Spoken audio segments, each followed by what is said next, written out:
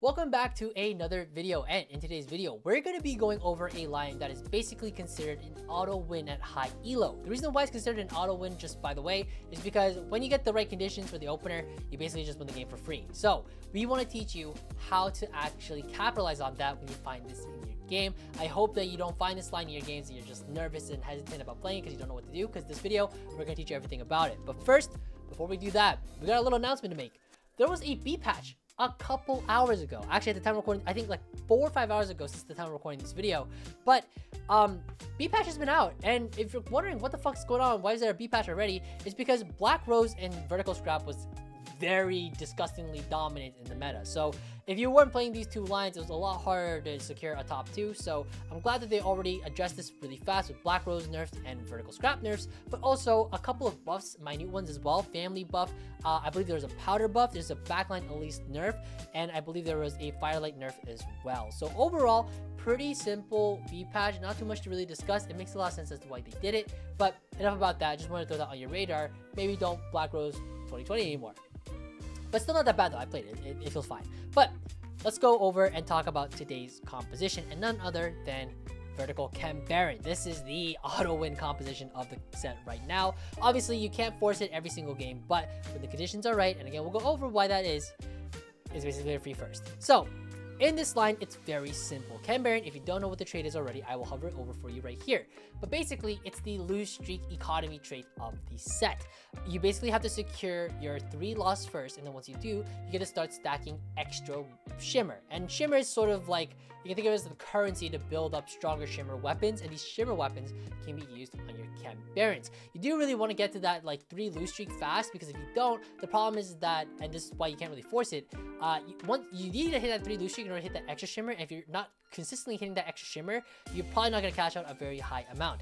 Just for a sake of reference, 500 is considered basically an auto win, and 400 is like a 95% chance you're probably going to win. These are just not actual statistics, but these are just what it feels like in high elo. So just make sure that, you know, you're trying to hit minimum 400, but always shoot for that 500 if you think the conditions are possible. And that's one of the main reasons why this line is an auto win. You'll probably see a lot of Civico 3s as the set progresses, because spoiler alert, I've already hit a Civico 3 and a Rumble 3 in my own games. So maybe we'll cover that in one day, but I'm not sure if it's going to be the most entertaining to watch. But going over the line real quick, it's very simple again. Because these shimmer items can only go on Chem Baron units, we're going to be playing the vertical basically the whole game. Silco is the main 4-cost carry. Shojin and Red Buff are the main lines in terms of, the main itemizations when we're trying to itemize Silco. But Shojin Nashers seems to be pretty decent as well in the stats. It's usually just a +1 like Rabadons or JG, whatever. I feel like items right now feel very flexible. I don't feel like there's like a true BIS that you have to abide by, so that feels really nice. Civica and Smeech actually also share items, which is great. So if you can't find yourself going to 9 for some reason, you can always look for that Smeech 3 out instead, and that is definitely a viable way to play this line. In terms of the other superfluous units, you have 3 flex spots really. Mundo, Nunu, and Urgot is sort of like the main line, if you will. They just fit too well into the line that you might as well just play this line like this. The goal is that after you cash out, you really want to get to 9, try to find the Civica, and like win out from there, like 90% of the time. Again, sometimes depending on what happens throughout the game, maybe you can't find yourself going 9, so maybe you need to play for that Smeech 3 out. But more often than not, you're just trying to go 9 to find that Civica 2 and just win the fuck out. In terms of shimmer items, I want to talk about this as well. Not a lot of shimmer items are like necessarily better than the other. There's some that are like definitely slightly more overtuned than the others, but overall, it's really not that big of a difference. The game literally tells you which unit to put these items on. It says it in the description. It's in gray text. So as long as you see that, just follow the directions. It's really not that hard. If it says it's good on Silco, throw it on Silco. If it's good on Civica, throw it on Civica, right? Very, very simple. I want to throw one little tidbit of information. This might be something you didn't think about, but don't do what I did. And if you see Unlikely Duo, don't click it. You should click it. Unlikely Duo, I think, is a very interesting alternative line in this thing. It's a very like, you look at it, you go, that kind of makes sense, but then you hesitate because you don't have augment stats. At least that's what happened to me. And then I didn't end up taking it, and then I actually threw away a free first. Unlikely Duo makes a lot of fucking sense in this line. It gives you the Civica, which is super great, so you can already start itemizing her. And then it gives you a Jinx that you can play around, and this Jinx unit, when you get to really high stakes in the game, can really clean clean like any board really. Like Jinx 2 is fucking insane, and with this augment especially, super fucking good inside of Ken Baron. So don't sleep on Unlikely Duo whenever you're playing this line. It's a very cool alternative line. Just make sure that you actually have items for Jinx if you decide to go this route. Obviously she can take Shojin, and if you have an open bow, maybe you're posturing for the Nashers or the red buff, you could go for a Ginsu's instead, and that is very viable as well. So again, very cool line, very niche. I could have played it in one game. I really wish I did, but I wasn't able to. Really sad I didn't get that VOD and win it out, but don't make my mistake. But anyways, moving on, let's go finally into the VOD review. And we are VOD reviewing none other than everyone's favorite K3 Soji. It looks like it's going to be a encounter of, or sorry, no fucking encounter this game. So pretty interesting. This is actually, by the way, very strong lobby. Phoenix, we have Michael, we have Pokygom, Liquid SV, St. Vicious, me first or 8th. A lot of very good players, a lot of consistent tourney and ladder players. So this is a very good game to watch for sure. And especially you can see just how ridiculous this line can be when the conditions are right. The typical conditions for this line, by the way, just so you are aware, is that 1, you want to get a 3 cost of a Ken Baron coming out of the orb during stage 1. So in this case, he got a Rennie, and he also has a Singe, which is a 1 cost. So all he needs is the 2 cost Renata, and then suddenly we're 3 Ken Baron, so everything is very chill. I've seen some players actually pre-level at 1-4 to try to get better Renata odds. I don't think that's really necessary, to be completely honest, but you could definitely do it if that's something that is up your alley. But I do believe in this game, Soju gets a Ken Baron crest, which makes this line all the more OP. So because he has a Ken Baron crest, he can actually just level here to level 4. He does have to play an extra unit on his board, but a very interesting trick you can do is make sure you corner your unit, your melee unit, with 2 ranged units. And you can only do this in the right corner. But by doing so, you actually are effectively basically playing like 3.5 units, because 1 unit is basically asleep at the wheel until, you know, one of your range carries dies. So that is what is really nice. I will say this though, this Renata unit is really fucking strong in the early game. Super fucking strong, and the reason why is because of her ability. 1, it's a stun, but 2, it heals her a fuck ton. So if you're going to corner a unit in this set when you're playing like this, in this specific like variation, make sure you don't corner the Renata, because when she's out, she can actually clean the board pretty hard, just like she did just now. And as you can tell, Soju is like not the most happy about it, but it is what it is. Fine, fair enough. We got 1 win on the board. It's okay. We can just keep losing from here, and it should be fine. Again, with Ken Baron, you really gotta secure your loss streak, and I think Soju is being a little too lax about the situation. Realistically speaking, he should be a bit more prudent and scout a little bit more, just to make sure that nobody's actually going to be his board, just in case. Because if he won this one as well, he's in a lot of trouble actually. So that would also be really bad. So luckily though, we have finally started our loss streak, which is good. We are 2 away from getting that extra bit of shimmer. And cool story, you can actually see that the little like loss streak icon actually changes color when you are like at that 3 mark, and then that's when you know you're going to be getting that extra shimmer, which is super dope. Again, according to the unit, there is not too much to talk about, but I guess because Carousel is coming up, we should talk about components. First thing, when it comes to Ken Baron specifically, you actually want to look for the Ken Baron units first before you start thinking about your items. And in this case, if we find a Smeech on the carousel, because you can find 3 costs on the stage 2 carousel, you want to get the Smeech. And lo and fucking behold, there is a Smeech on the carousel, and DT Imigod did not decide to grieve him, which I guess is fine. He's also first pick here, he's loose streaking, and like he has to play for himself. But this guy is 5 Ken Baron at stage 2. So again, this is a bit high roll for the line, but nonetheless, this can happen to basically anybody, especially hitting this Ken Baron crest very early on. Again, games like these are basically auto wins. It looks like Soju is also going to be trapping his unit in the corner again. Again, I don't agree with the Rennie being trapped in the corner.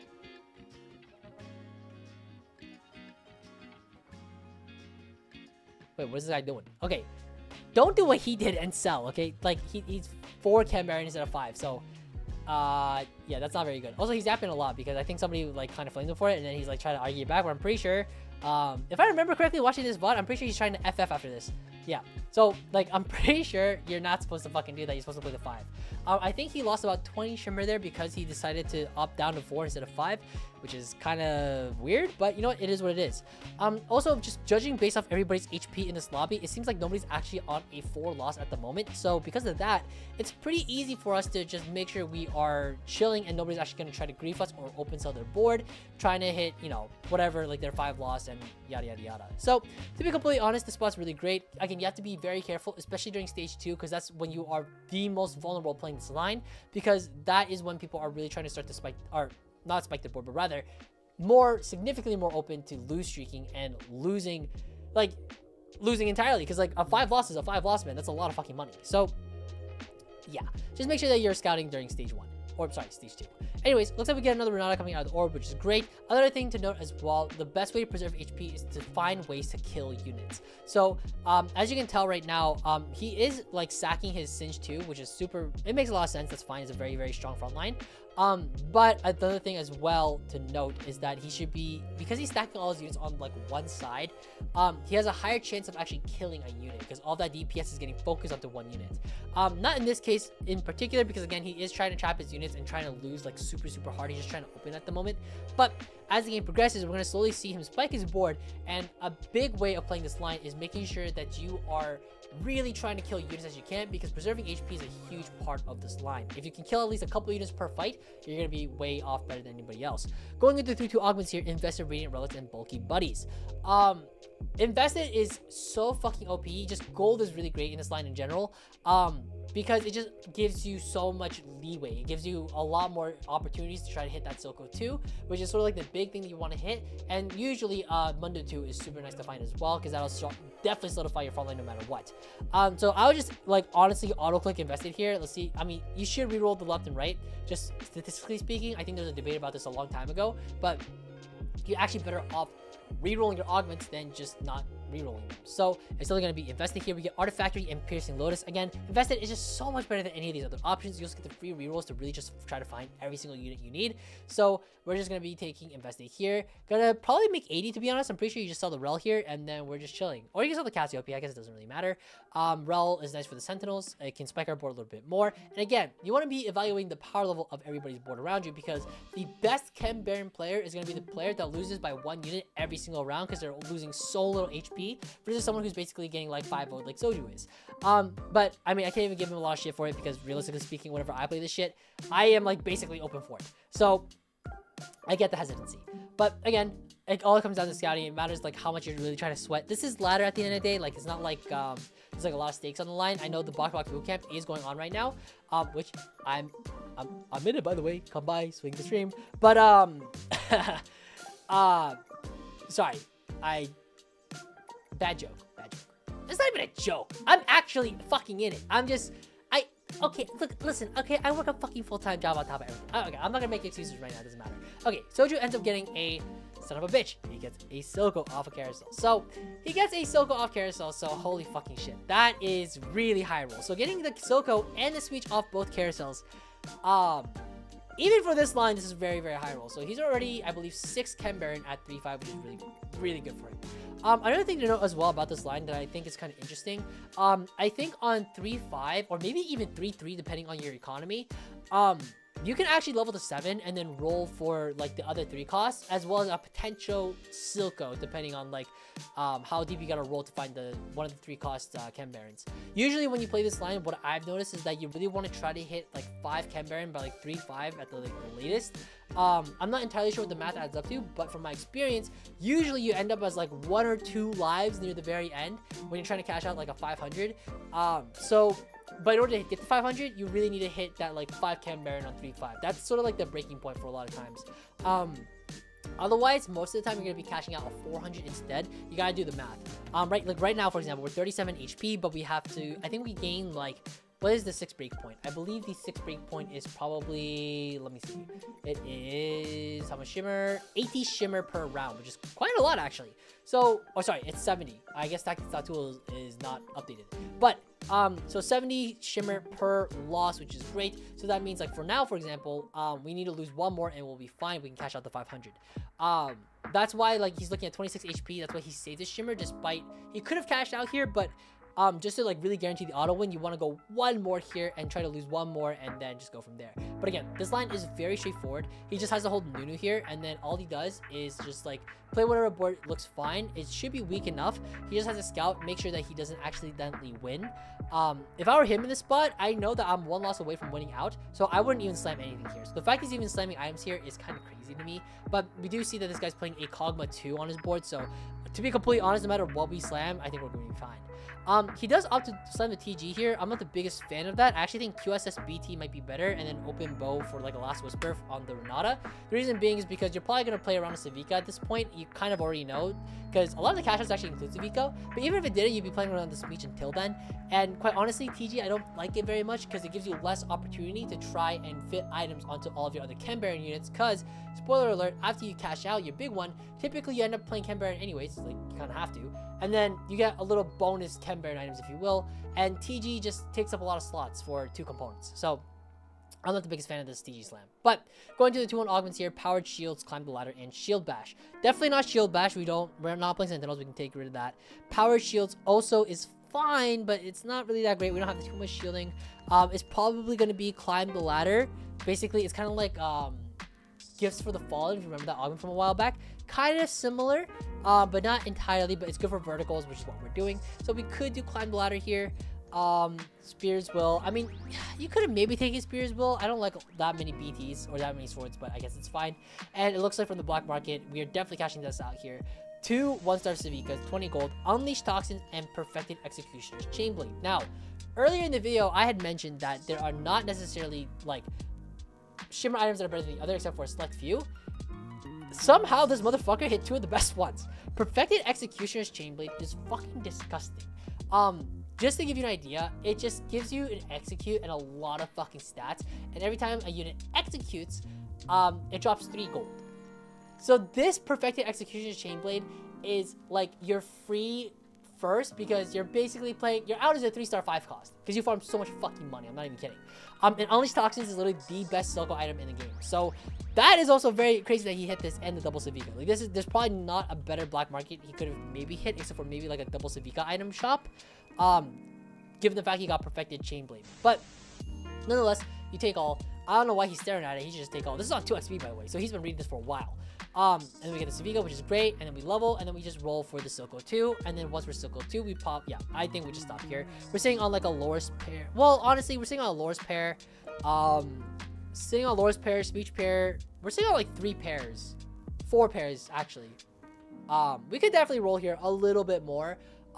He doesn't really have to. This is his cash out round, so this is like a turbo large spike compared to anything else in the game. But realistically speaking, he could roll just a tiny bit more here, given that he is invested and he has a couple of free rolls. And quite honestly, money is not really a thing anymore. He has so much fucking money here. It's pretty chill. Again, he has a lot of pairs. I would roll just a little bit here. But I think at this, like, honestly, I would roll a little bit more. He's sitting on Nunu pair. He's sitting on Vika pair. He's sitting on these Rennie pair. Like, these are good pairs. Like, you could definitely find yourself getting a lot more stronger if you just hit these pairs. But I guess he decides not to. He's just going to opt out of it. And it looks like he's actually just going to go for a 4-5 send. Basically on 4-5, use up all the free rolls, and then he's just going to send it from there. So I guess that's fine. He's just very confident, despite not really scouting the other players, at least not that I can remember him doing. But it looks like he's going to get a, let's see, probably a Cloak. Yeah, Cloak makes a lot of sense here. You can get Spark, which is really nice, or Evan Shroud for your Savika. I think both are really great. So I like this a lot. And then we're just going to level here and roll. And again, we're looking for Savika 2. We're looking for some extra upgrades. We could look for the Mundo and whatever. But quite honestly, at a certain point, you could like start to tech out of the Chem Baron. So it'll be interesting to see if he actually decides to do so. Looks like we're going to be rolling quite a little bit here. And again, we have so many free rolls, so we'll try to roll as much as we can. He's 7 Chem Baron, goes for the GP2 actually, which is pretty interesting. He's casting a pretty wide net on his roll down, but GP2 here is fine, good enough. And then we're gonna keep going on with this board. Again, we are Savika 2 now. We are Silco 2, so quite honestly, the game is kind of over. I'm not even fucking capping. At this point, like Soju, he has to pick his anomaly. It's gonna be for the Savika, and that's good enough for sure. He just gets a lot of HP on here, totally fine. Just gives a little survivability. Just keep the shimmer going, and this is where the fun really begins. And this is sort of like, if you're a casual player and you get to this spot, this is when it gets really fun. Because now, all Soju's gonna do is level to, he's gonna save up to 80 because he has invested, and then he's just gonna slow pump until he's level 10. And that sounds like it might take a while, but again, this Savika has the perfected chainsaw. So you're gonna see how much goddamn gold this thing's gonna farm, because it farmed quite a bit last round, but I'm pretty sure after getting the anomaly, it's gonna farm an insane amount. So quite literally, I'm pretty sure this Savika's gonna farm him like maybe like 20-30 gold. I'm not even kidding. So we started at 67 and we're now at 80. 13 gold. Okay, well, you know what? Close enough. you know, yeah, it's close enough, whatever, like plus 10, who cares? Plus 10, same as like plus 3, like, right? Yeah, sure. Anyways, that was anticlimactic, but again, you get the idea though. 13 gold is still a lot of fucking gold, like, especially when you're playing around invested where you need to hit that 80 break point. It's a lot of fucking money. And by the way, Savika's item works on neutrals, which is something you should keep in mind. So if you are playing this line in particular and you really want to be like super optimal, what you can actually do is backline all your units except for the Savika and let Savika try to kill as much as possible, which is another thing that you can be doing. So it looks like we leveled to 10 here, and then I guess he decides he doesn't even want to opt to like try to slow pump. I guess the only reason being is that he is 12 HP. So if he does greed it a little too hard, there is a very slight possibility he could die. Probably just, maybe he just gets like backline access by some random thing, but realistically speaking, his board is so strong. I mean, this is a safer play. And again, we have a lot of free rolls still left over, and Savika's farming up so much money that I guess it doesn't really matter too much. Looks like we're playing a Rumble 2 here on our board, which is great. Again, we don't have to play around the Mundo and the Urgot and whatever. Like, you don't have to do it every time. That just happens to be the main line. But again, when we're farming this much money every single turn, let's just start looking for legendaries. Let's just try to look for the absolute maximum cap that we can possibly play around, that being Rumble 2 here. And again, we do have a GP 200 board, but I'm sure that could be something else for sure. It does give us Form Swapper, does give us Scrap, which I guess is fine, but realistically speaking, it's got to be something better. Some sort of legendary has got to be better than this. I can't think of anything off the top of my head, but we also got a Jinx 200 board with the 2 Ambusher. Like, honestly, does optimizing even matter at this point? Again, like I said before, trying to go for 3-star 5 cost is kind of the name of the game when you get to a point like this. So, yeah, that's kind of the fucking game. I mean, we'll let it fucking ride from here, but Ken Baron, yay. I mean, honestly, let me know what you guys think about this trait. Like, I think this trait is fun for the first couple times, and then afterwards, I'm a little worried about it. And the reason I say that is because Ken Baron is either going to be so good that, like, you could play it, like, whenever you fucking can, like now, or it's going to be so bad because these Ken Baron items can only go on Ken Baron units that, like, you know, it feels like it's going to be a hit or a miss and nothing really in between. So it'll be interesting to see if Ken Baron ever hits that point where, like, it actually feels balanced and, like, we can actually just play the game with Ken Baron and, like, not feel like it's just an auto first or an auto 8th. It'll be a very difficult thing for the balance team to achieve, but I'd be surprised if they did. Historically speaking, though, just in terms of the way that TFT balance works, I would put my money on like 80% chance we're probably not gonna see something like that. It's possible, but I find it a bit unlikely. So let me know what you guys think about this trade. I think it's from a design perspective, I think it's interesting. I think it has potential to definitely not be a very fun one, or at least a trait that a lot of pro players might be complaining about, at least in the future. It looks like Soju is just going to be picking up as many 5 costs as he can. He's just going to try to thin out the pool here. He's probably looking for the Jinxes, probably looking for... He can probably sell the Silcos at this point, to be completely honest. Fuck a Silco 3, who cares? Just go for the Savika 3, go for the Jinx 3, and we'll just go from there. Soju, again, if you've ever watched this guy play games before, he is constantly buying units all the time. He sees... I think the way I like to describe it is that he has very deep vision. And what I mean by that is that he's very good at, like, seeing, like, if I get this and this unit, then I can plug in this unit. So that's why if you watch him and you're not, like, too familiar with the game, you can feel like he's buying a lot of random units, but at the end of the day, he's actually just seeing very, very far, which is a very difficult thing to have. It's not something that everybody can do. But it looks like, by the way, we are 1 Savika off from hitting Savika 3, so let's see if we hit it. So it looks like we're gonna pop an anvil first. I don't think that's really... Oh, no, we already have it. We have a duplicator, so... whatever. It looks like Savika 3, yay. He rolled over a Jinx, which is not very good. He found the Rumble as well, and he's gonna keep rolling. Nope, he's just gonna dupe now. Okay, so Savika 3, yay. If you've never seen it before, this is what it does. A shower of fucking money, and it just executes fucking everything. Look at his gold, by the way. I'm pretty sure he went from like 10 gold up to 70, so like, yeah. Welcome to Savika 3. He could like sell his board here. He could just go to the bathroom or whatever. He's done. Like, the game's over. But he's gonna cash out. Nope, he's gonna save his shimmer a bit more. I don't fucking know why. And he's just gonna try to go for the tuber, try to get as many 3-star 5 costs as possible. Again, it's looking like probably a Jinx 3. He missed the Jinx earlier, so I don't know if it's... It came back. Okay, so now he has Jinx 3 and he has Savika 3. And it looks like he might be able to go for the Rumble 3 as well. Again, Savika farms so much goddamn money. It's pretty fucking insane. Yeah, it farmed him like 45 gold. So, yeah, okay. And then his opponent FF, which makes a lot of sense. But anyways, you get the idea. That is fucking Ken Baron. This was definitely more on the high roll end of it, but even from a high roll perspective, you can kind of see like, hey, this trait is kind of feeling like an auto win, even if he didn't high roll as hard as he did. You'd have to play the game slightly differently, but it's really not that different. But anyways, that's gonna be it for today's video. Thank you guys for watching. I hope this was helpful, and if you have any questions, feel free to leave them in the comments below. I read every single one of them, and let me know again what you think about this new format, going over the compositions before we actually go into the VOD. But that's gonna be it. Take care, guys, and happy climbing.